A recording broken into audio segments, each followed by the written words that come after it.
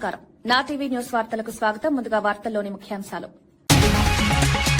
ప్రభుత్వ పాఠశాల విద్యార్థులకు ఉచిత బస్ సౌకర్యం, పేద విద్యార్థులకు ఉచిత ట్యూషన్లు అందిస్తామని ప్రకటన, ప్రభుత్వ విద్య బలోపేతానికి కీలక నిర్ణయాలు, ప్రతి తరగతిలో 30 మంది విద్యార్థులుండేలా రేషనలైజేషన్.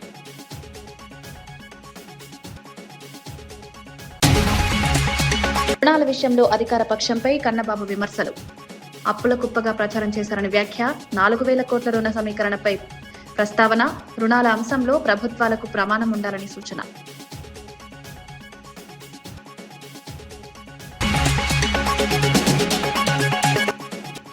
ప్రజా సమస్యల పరిష్కారమే ప్రభుత్వ లక్ష్యం.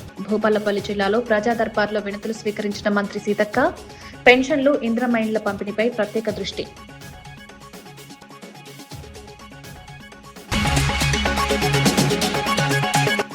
సీఎం రేవంత్ పనితీరుపై ఆర్ఎస్ ప్రవీణ్ కుమార్ విమర్శలు, రాష్ట్రంలో శాంతి భద్రతల పరిస్థితి ఆందోళనకరం, తెలంగాణలో గంజాయి ప్రభావం పెరుగుతోందని ఆరోపణ, సంజీవయ్య నగర్ హత్య కేసులో పోలీసుల స్పందనపై ప్రశ్నలు.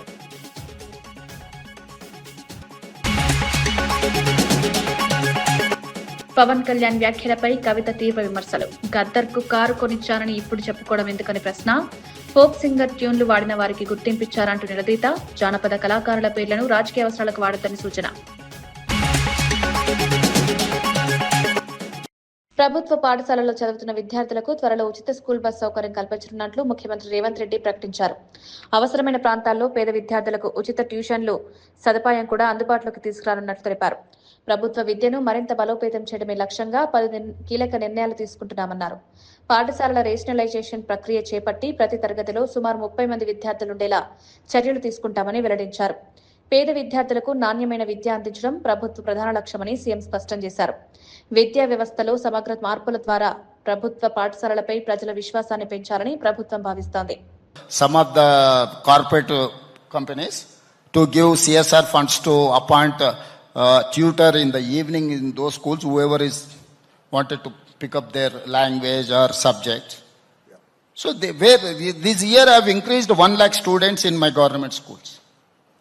So these are the areas. Earlier we don't have transportation facilities.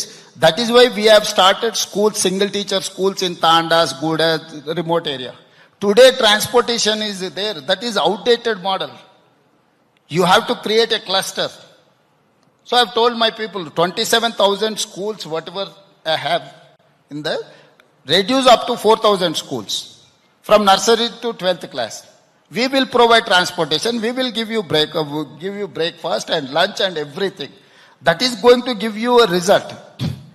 Single teacher, if he is having 2-3 students from first class, 2 students, second class 3 students, fourth class 2, put together 10 students in up to 5 classes. How come he is going to teach them? That is why I have told rationalize 30 students in each class. Every subject teacher has to be there. And we want to adopt technology, and we have appointed Khan Academy, other important academies to teach my students and my teachers. All these years we have seen IAS officer used to travel abroad to study tours. This year I have sent my teacher, 100 teachers to abroad to study education system. Janasena అధినేత పవన్ కళ్యాణ్ చేసిన వ్యాఖ్యలపై TRS అధ్యక్షురాలు కల్వకుంట్ల కవిత తీవ్రంగా స్పందించారు. గతంలో ప్రజా గాయకుడు గద్దర్కు car కొనిచ్చారని చెప్పుకోవడం వెనుక ఉద్దేశం ఏంటని ప్రశ్నించారు. సినిమాల్లో ఎంతో మంది ఫోక్ సింగర్స్ ట్యూన్లను ఉపయోగించారని, అలాంటి కళాకారులకు తగిన గుర్తింపు ఇచ్చారా అని నిలదీశారు. చిన్న నిర్మాతలు, జానపద గాయకులను ఎప్పుడైనా ఆదుకున్నారా అంటూ ప్రశ్నలు సంధించారు. ప్రజల కోసం పాటలు పాడిన కళాకారుల కృషిని గుర్తుంచుకోవాలని, వారి పేర్లను రాజకీయ అవసరాలకు ఉపయోగించడం సరైంది కాదన్నారు. మీరు సినిమా యాక్టర్గా మీకు ఎట్లా వస్తుంది జీవనాధారం? ఏ సినిమాకైనా హయ్యెస్ట్ ఇన్కమ్ నైజాం నుంచే వస్తుంది. అంటే మా తెలంగాణ బిడ్డలు చూసే టికెట్లతోనే మీ సినిమాలు నడుస్తాయి. హయ్యెస్ట్ ఇన్కమ్ నైజామే, హయ్యెస్ట్ కలెక్షన్స్. అంటే మీరు కొనుక్కున్న ప్రతి కారులో మా తెలంగాణ బిడ్డలు కొన్న టికెట్ పైసలు ఉన్నాయి. మీరు కొనుక్కున్న ప్రతి భూమిలో మా తెలంగాణ బిడ్డలు కొన్న టికెట్ పైసలు ఉన్నాయి. మీరు మా గద్దరన్నను పట్టుకొని నేను కారు కొనిచ్చినానని ఆయన చనిపోయాడు. మీరు కొనిచ్చిరో కొనియలేదో ఎవరు తెలియదు. కానీ జనరల్గా ఏమంటారంటే మనం ఒక మంచి పొజిషన్లో ఉన్నప్పుడు కుడి చేత్తోని దానం చేస్తే ఎడమ చేతికి తెలియద్దు అంటారు. అప్పుడెప్పుడో కారు కొనిచ్చి గప్పాలు కొట్టుకునేది మీరు కొంటే కొన్నారు కావచ్చు, పెద్ద ముచ్చటేముంది. ఆయన ఎన్ని ఫోక్ ట్యూన్స్ దొంగతనాలు చేసి మీరు సినిమా పాటలు పెట్టుకుంటలేరు. ఇచ్చిర్రా ఎప్పుడన్నా రాయల్టీ మీరు ఫోక్ ఆర్టిస్టులకి? ఎప్పుడన్నా ఫోక్ ఆర్టిస్టులను ఆదుకున్నారా? చిన్న నిర్మాతలను ఆదుకున్నారా? పక్క రాష్ట్రాల్లో ఎట్లా చేస్తారు? తమిళనాడులో అక్కడిక్కడ వాళ్ళందరూ. నేను ఎందుకు ఈ మాట చెప్తా ఉన్నా అంటే, మీరు ఒకటంటే మేము 100 అనాల్సి వస్తుంది. ఒక పక్కనేమో ఇట్లా Mumbai to Hyderabad high speed rail ప్రాజెక్టులో పాత డిపిఆర్లు ప్రతిపాదించిన జహీరాబాద్ హైస్పీడ్ రైల్వే స్టేషన్ను యథాతథంగా కొనసాగించాలని సామాజిక కార్యకర్త నెమలికొండ వేణుమాధవ్ డిమాండ్ చేశారు. ఈ మేరకు జిల్లా మంత్రి దామోదర రాజనరసింహతో పాటు పార్లమెంట్ సభ్యులు, ఎమ్మెల్యేలు, ఇతర ప్రజాప్రతినిధులకు బహిరంగ లేఖ రాశారు. జహీరాబాద్ స్టేషన్ తొలగిస్తే సంగారెడ్డి జిల్లా అభివృద్ధి అవకాశాలు దెబ్బతింటాయన్నారు. హైస్పీడ్ రైల్ స్టేషన్ ఏర్పాటు ద్వారా పరిశ్రమలు, పెట్టుబడులు, ఉపాధి అవకాశాలు పెరుగుతాయని, రైతులు, విద్యార్థులు, యువతకు ప్రత్యక్ష ప్రయోజనం కలుగుతుందని వివరించారు. కేవలం వారం 10 రోజుల క్రితం కొంతమంది స్వార్థ ప్రయోజనాల కోసం దాని అలైన్మెంట్ మార్చే ప్రయత్నం జరిగింది. కల్బుర్గి గుల్బర్గా స్టేషన్ నుంచి నేరుగా తాండూరు వికారాబాద్ జరిగింది. కేవలం 50 కిలోమీటర్ల దూరం తగ్గుతుందనే నెపంతో ఈ యొక్క మార్పు జరుగుతూ ఉంది. జహీరాబాద్ సంగారెడ్డి జిల్లా ప్రజలారా, మనమందరం ఒక మన ప్రాంత అభివృద్ధి కోసం ఒక్కటే కదలాల్సిన అవసరం ఉన్నది. సుమారు నిమ్స్ అంటే జహీరాబాద్ ఇండస్ట్రియల్ స్మార్ట్ సిటీ పేరు మీద 13,000 ఎకరాలు ఇప్పటికే మన రైతన్నలు భూములు కోల్పోయారు. నారాయణఖేడ్ ప్రాంతంలో ఫార్మా సిటీ పేరు మీద ఒక 6,000 ఎకరాలకు ఇప్పటికే ప్రభుత్వం నోటీసులు ఇచ్చింది. సుమారు 20,000 ఎకరాలను రైతన్నలు మన ప్రాంతం నుంచి ప్రభుత్వం తీసుకుంటే ఉపాధి కోల్పోయి అభివృద్ధి అన్నా జరుగుతుందనే ఒక ఆశతో అనేక మంది బతుకుతూ ఉంటే, ఈరోజు Mumbai Hyderabad high speed rail alignment మార్చడానికి, మళ్ళీ కొత్త డిపిఆర్ తీసుకురావడానికి కొంతమంది రాజకీయ నాయకులు ప్రయత్నం చేస్తూ ఉన్నారు. నేను ఈ సందర్భంగా విజ్ఞప్తి చేస్తా ఉన్నా, మన జహీరాబాద్ పార్లమెంట్ సభ్యులు శ్రీ సురేష్ శెట్కర్ గారికి, అదే రకంగా సంగారెడ్డి జిల్లాలో భారతీయ జనతా పార్టీ నుంచి ప్రాతినిధ్యం వహిస్తున్నటువంటి ఎంపీ రఘునందన్ రావు గారికి, మిమ్మల్ని ప్రజలు తమ ఓటు హక్కుతోటి తమ ప్రాంత అభివృద్ధి కోసం పాటుపడతారని చెప్పేసి మీ అందరికీ కూడా ఓటు ఇవ్వడం జరిగింది. అదే రకంగా జిల్లా మంత్రి దామోదర రాజనరసింహ గారు, ముఖ్యంగా టీజీఐఐసి చైర్మన్ శ్రీమతి తూర్పు నిర్మలా జయప్రకాష్ రెడ్డి గారు, జహీరాబాద్ శాసనసభ్యులు మాణిక్రావు గారు, సంగారెడ్డి శాసనసభ్యులు చింతా ప్రభాకర్ గారు, అదే రకంగా పట్నం చెరువు శాసనసభ్యులు మైపాల్ రెడ్డి గారు, మీరు కదలాల్సిన అవసరం ఉన్నది. మీ యొక్క ప్రజా ప్రాతినిధ్యం ఇప్పుడు లేఖల రూపకంలో హైస్పీడ్ రైల్ అథారిటీకి కానీ, లేకపోతే రాష్ట్ర ముఖ్యమంత్రి కానీ ప్రధానంగా ప్రధానమంత్రి కార్యాలయానికి మన యొక్క జిల్లా అభివృద్ధి కోసం ఉత్తరాలు రాయాల్సిన అవసరం ఉన్నది. ఒక సామాజిక కార్యకర్తగా 20,000 ఎకరాలు కోల్పోయి రుణాల అంశంపై వైసీపీ నేత కురసాల కన్నబాబు అధికార పక్షాన్ని లక్ష్యంగా చేసుకుని విమర్శలు చేశారు. ప్రస్తుత ప్రభుత్వం అప్పులు చేస్తే దాన్ని సంపద సృష్టిగా అభివర్ణిస్తున్నారని, అదే జగన్ ప్రభుత్వం రుణాలు తీసుకున్నప్పుడు అప్పుల కుప్పగా చిత్రీకరించారన్నారు. ఇటీవల ఒక పత్రికలో 4,000 కోట్ల రూపాయల రుణ సమీకరణ గురించి చదివానన్నారు. ఇదే రుణాన్ని జగన్ ప్రభుత్వం తీసుకొచ్చుంటే అప్పుల మోత అంటూ పెద్ద ఎత్తున ప్రచారం చేసేవారని వ్యాఖ్యానించారు. జగన్ గారు తెచ్చారనుకోండి, మళ్ళీ 4,000 కోట్ల అప్పుల మోత అదే పత్రికలో రాస్తున్నారు. అప్పుడు తెస్తే అప్పుల మోత, దివాళా, రాష్ట్రం దివాళా తీస్తున్నారు అని మాట్లాడారు. ఇప్పుడు తెస్తే రుణ సమీకరణ. ఎంత అందంగా చెప్తారంటే అంత అందంగా చెప్తారు. ముఖ్యమంత్రి రేవంత్ రెడ్డి పనితీరుపై బీఎస్పీ నేత ఆర్ఎస్ ప్రవీణ్ కుమార్ తీవ్ర విమర్శలు చేశారు. తాను రోజుకు 18 గంటలు పనిచేస్తున్నానని సీఎం చెప్తున్నారని, కానీ రాష్ట్రంలో శాంతి భద్రతల పరిస్థితి ఆందోళనకరంగా మారిందన్నారు. తెలంగాణ మొత్తం గంజాయి ప్రభావానికి గురవుతుందని ఆరోపించారు. సంజీవయ్య నగర్ లో జరిగిన ఓ హత్య ఘటనను ప్రస్తావిస్తూ బాధిత కుటుంబం డయల్ 100 కు సమాచారం ఇచ్చినా పోలీసులు ఆలస్యంగా స్పందించారన్నారు. అప్పటికే యువకుడిపై కత్తులతో దాడి జరిగి ప్రాణాలు కోల్పోయాడని పేర్కొన్నారు. 11 గంటలకు ఒక యువకుని కత్తులతోని పొడవడానికి ప్లాన్ చేస్తుంటారు. 11 గంటల 28 నిమిషాలకు ఆ యువకుడి తల్లి డయల్ 100 కాల్ చేస్తుంది. ఇక్కడనే మీరు కూర్చున్న డయల్ 100 కాల్ చేస్తే 11 గంటల 28కి డయల్ 100 కాల్ చేస్తే 12 గంటల 30 నిమిషాలకు పోలీసు వాహనం వస్తుంది. అయ్యా రేవంత్ రెడ్డి గారు, ఇది మీ పాలనలో జరుగుతున్నది. మీరే హోంమంత్రి రాష్ట్రానికి. 11:28 కాల్ వస్తే 12:30కి పోలీసు వాహనం పోతే అప్పటికి యువకుడు 8 కత్తిపోట్లు చచ్చిపోయాడు. అందరు గంజాయి తాగున్నారు. అక్కడ ప్రజలు ఏం చెప్తున్నారంటే, సార్ ఇంతకుముందు ఎప్పుడు ఈ పరిస్థితి లేదు, తెలంగాణ అంతా కూడా గంజాయి వ్యాపించింది, అందుకొరకు ఈ గంజాయి బారిన నుంచి తప్పించుకోవడం కోసం మేమే సీసీటీవీ కెమెరాలు పెట్టుకున్నాం. వీళ్ళు గంజాయి తాగిన వాళ్ళందరూ అటు సీసీటీవీ కెమెరాలను ధ్వంసం చేస్తున్నారు, మా అమ్మాయిలను చెడాయిస్తున్నారు అని చెప్తా ఉన్నారు. BRS party వైఖరిపై MP Raghunandan Rao విమర్శలు చేశారు. గతంలో రోజా ఇంట్లో రొయ్యల పులుసు తిని రాయలసీమలో రథనసీమ చేస్తారని కేసీఆర్ వ్యాఖ్యానించినప్పుడు తమది చిన్న ప్రాంతీయ పార్టీ అని చెప్పాల్సిందన్నారు. రాజకీయ పరిస్థితులకు అనుగుణంగా వ్యవహరించడం బీఆర్ఎస్ కు అలవాటైందని విమర్శించారు. వారి ఉనికిని ప్రమాదం వచ్చినప్పుడు మాత్రమే తెలంగాణ భావజాలను ముందుకు తీసుకువెళ్తున్నారని ఆరోపించారు. తెలంగాణ ప్రజల భావోద్వేగాలను రాజకీయ అవసరాలకు అనుగుణంగా ఉపయోగించుకోవడం సరైన పద్ధతి కాదన్నారు. పక్కనున్నారు, రోజా గారు ఎడో పక్కన ఉన్నారు.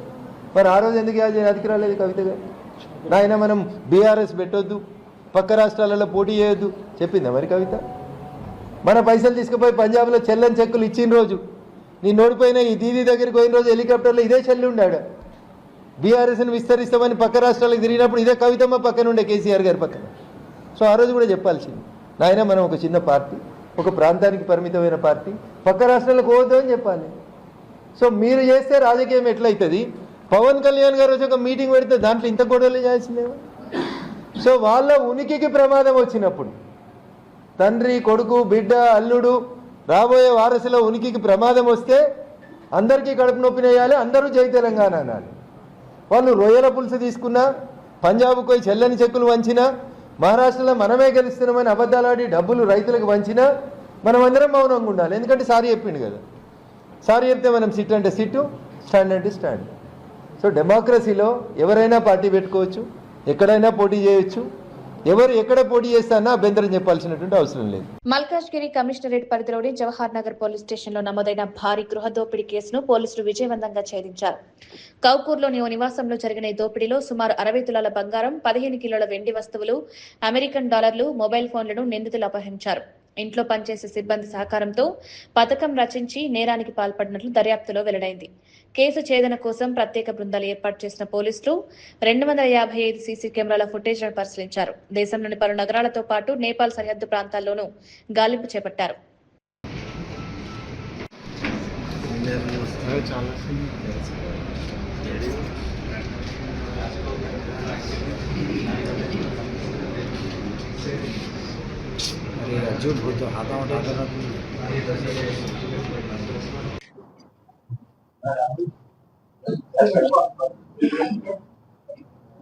గత నెల 12వ తారీఖు Jawahar Nagar police station limits Malkajgiri commissionerate లో ఒక సీరియస్ నేపాలీ గ్యాంగ్ తో, అంటే పనిచేసే వాళ్ళ మూటాతో ఒక ఇద్దరు సీనియర్ సిటిజన్స్ కపుల్ పైన వారి ఇంట్లో డెకాయిటీ జరిగింది. ఆ డెకాయిటీలో దాదాపుగా మురళీమోహన్, తర్వాత తన వైఫ్, వీరు ఇంటర్నేషనల్ ఆర్బిట్రేటర్ గా పనిచేస్తారు. వీళ్ళు golf enclave, Mohan's golf enclave అనే ఒక కౌకూర్ లిమిట్స్ లో నివసిస్తారు. వీరిద్దరూ సీనియర్ కపుల్ ఇంట్లోనే ఉంటారు. ఆవిడ డాక్టర్ గా పనిచేస్తారు, సీనియర్ పెథాలజిస్ట్. అయితే వీరు సీనియర్ కపుల్ అని ఎరిగి వీరి నిస్సహాయతను వాళ్లకు తెలుసుకొని ఫస్ట్ ఈ రోజు మనము అరెస్ట్ చేయబడ్డ మీనా అలియాస్ మమత, తర్వాత ఆమె భర్త రాజేష్, ఇద్దరిని పని వాళ్ళని తీసుకొని వచ్చి వాళ్ళ ఇంట్లో పెట్టడం జరుగుతుంది. ఎవరినైతే తీసుకొని వచ్చిండ్రో సబీనా, తర్వాత బిస్వాల్, వీళ్ళని మనం ఆల్రెడీ అరెస్ట్ చేసి ఉన్నారు. కాకపోతే ఈ మీనా అన్న ఆమె, తర్వాత ఆమె భర్త, ఎస్పెషల్లీ మీనా అన్న ఆమె తీసుకొని మిగిలిన వాళ్ళని పనిలో పెట్టించిన క్రమంలోనే దాదాపుగా 6 మందిని ఆ ఇంట్లోకి చేరుస్తుంది.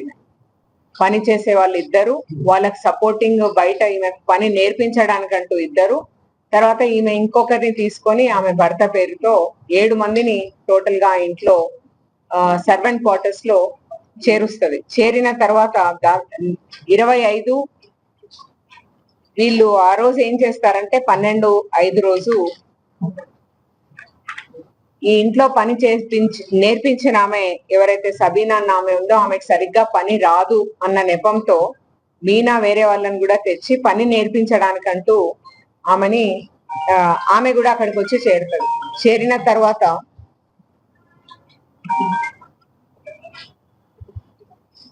తర్వాత ఆమె బర్త్డే అని చెప్తుంది. ఆ రోజు ఏ రోజైతే అఫెన్స్ కమిట్ అవుతుందో ఆ రోజు తన బర్త్డే లాగా పిక్చర్ ఇస్తుంది. ఎవరికి?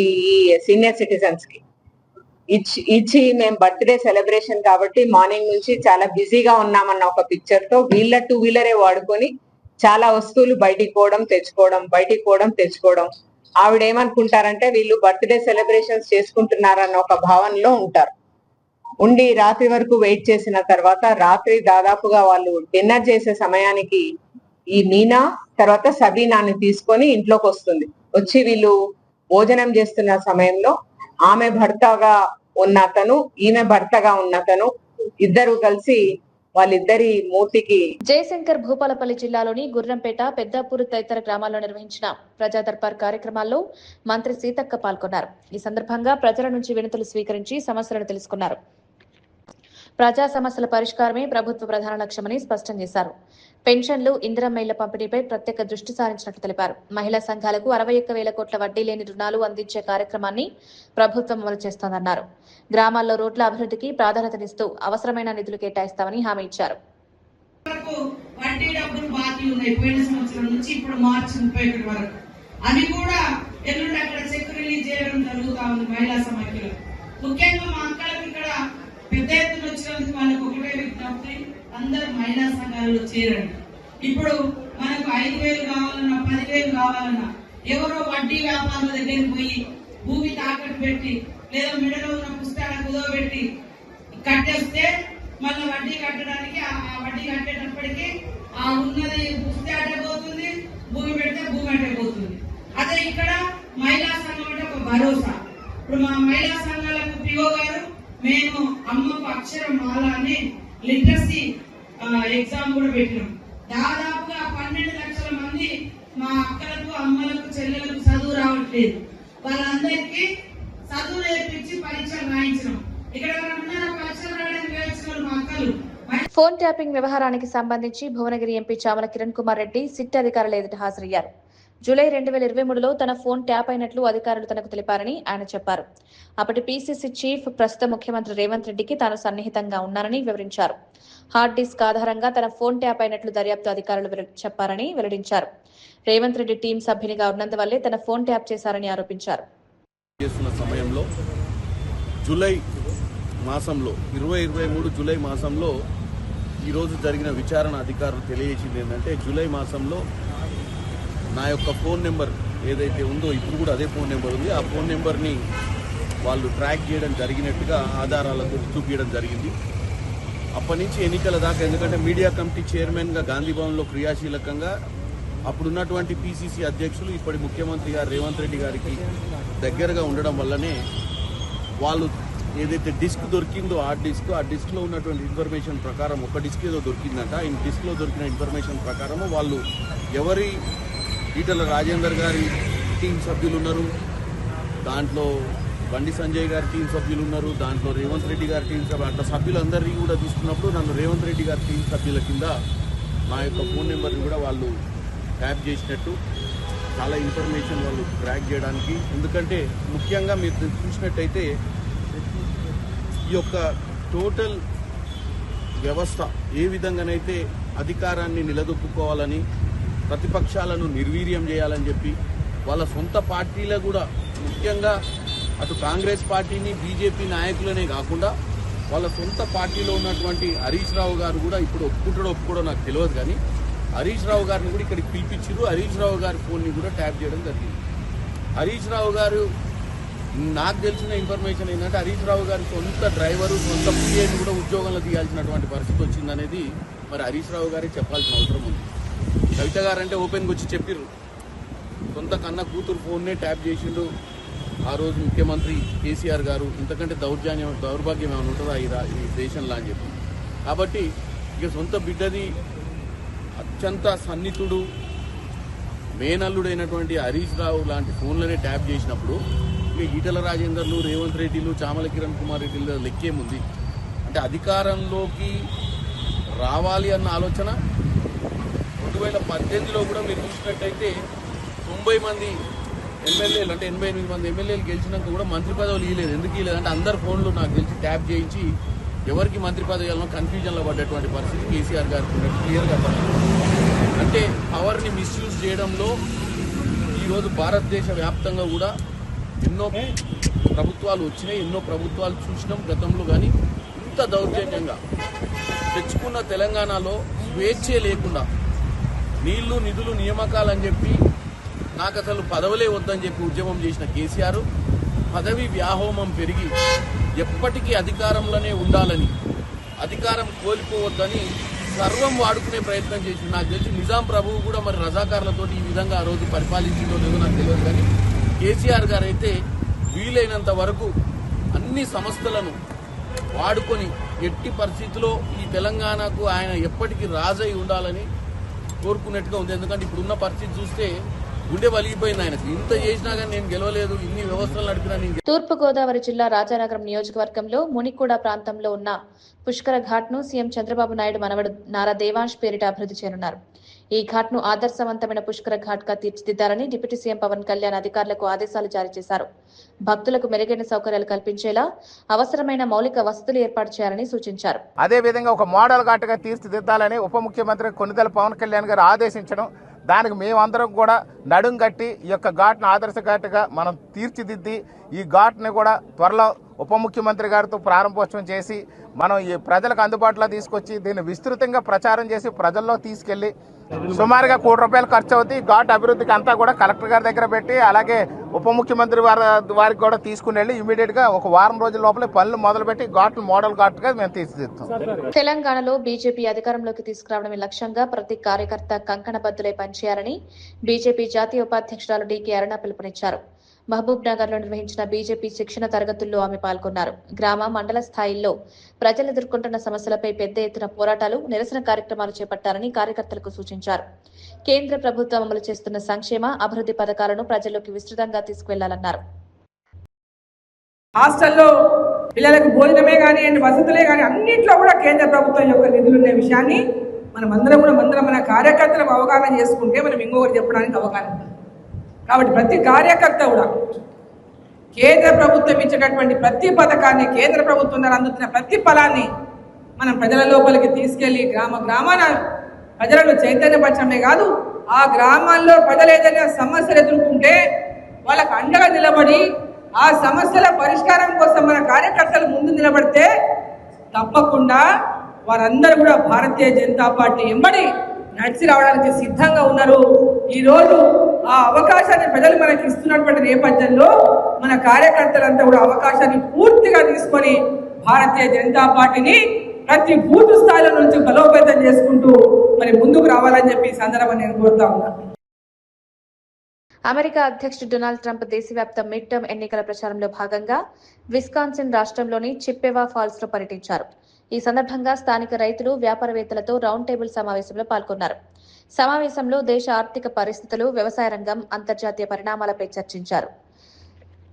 ఇరాన్తో కొనసాగుతున్న యుద్ధ పరిస్థితులపై స్పందించిన ట్రంప్ ఆ వివాదాన్ని చాలా త్వరగా ముగించే దిశగా చర్యలు తీసుకుంటున్నారని హామీ ఇచ్చారు.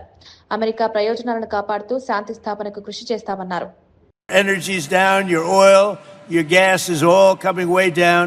For the third month in a row, the jobs numbers, I guess you saw them this morning. Every day my administration is fighting to protect and defend the jobs and livelihood of our great farmers. I love our farmers, our growers, agricultural producers, ranchers from coast to coast.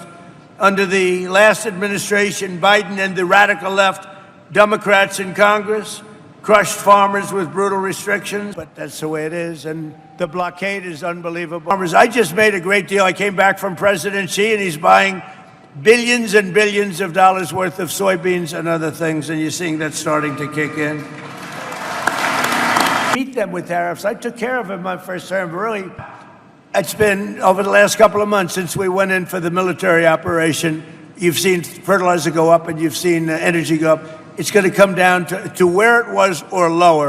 Look at this graffiti all over it, filthy, disgusting stone. The stone was all horrible. And look over there, that's before and after. And that is the most beautiful thing that you've ever seen.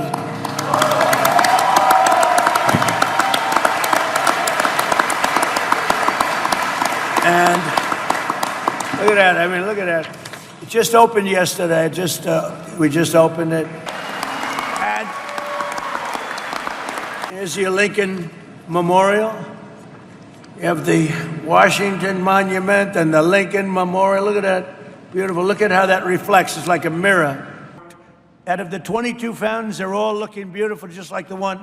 But so you can deduct it, and the full cost of the tractors, 1 year, any equipment, 1 year, all You can deduct it all in the first year instead of over a period of many, many years and lots of other things.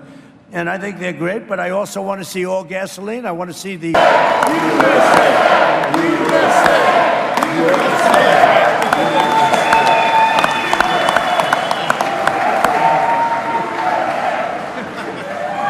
I'm keeping it. I'm keeping it, Jordan. I'm not giving it back. I'm a very good guy for keeping gold. I like gold. I'm never giving this back. Congratulations. I forgot to touch his leg. I didn't want to do that. But I can tell you one thing. His leg is like a rock. That's fantastic. 2 gold medals. Wow, that's big stuff. Thank you. It's an honor. And speaking for my other athlete up here, that's pretty good, right? ఇవి ఈనాటి వార్తా విశేషాలు. మరో బులెటిన్లో మళ్ళీ కలుద్దాం. నమస్కారం.